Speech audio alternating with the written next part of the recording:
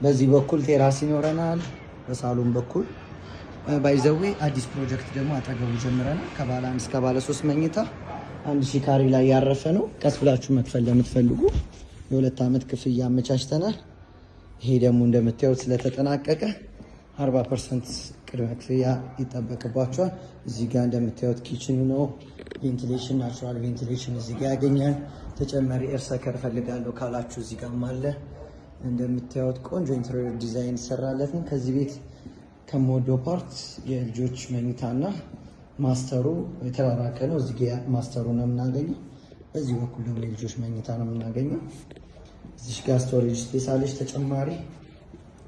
አሁን የምታዩት ማስተር ቤት ሆኖ የማስተሩ ባዝሩም ነው። ባይዜ እዚህ ህንፃ ላይ ስትኖሩ ምንም አይነት የውሃ የመብራት ኢሹ አይኖርም። ምክንያቱም የከርሰ ምድር ውሃ እንዲሁም ስታንድ ባይ ጀነሬተሮች ተገጥመዋል። ተጨማሪ ጂም ስፔስ አለው።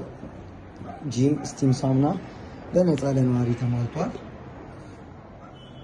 ባይዜ ባልከኒውን በማስተሩን በኩል አክሰስ እናደርገዋለን። እንዳልኳችሁ እዚህ ጋር ደግሞ እየደገምነው ነው ይሄን ህንፃ። አሁን እዚህ ያለሁበት ህንፃ ላይ 3 ቤቶች ብቻ ናቸው ይቀሩ። 2 ባለ 3፣ 1 ባለ 2 መኝታ ይቀረናል። አንደኛ ፍሎር ላይ እና አሁን እንደምታዩት 15ኛ ፍሎር ላይ ነው ባለ 3ቶች የቀሩት።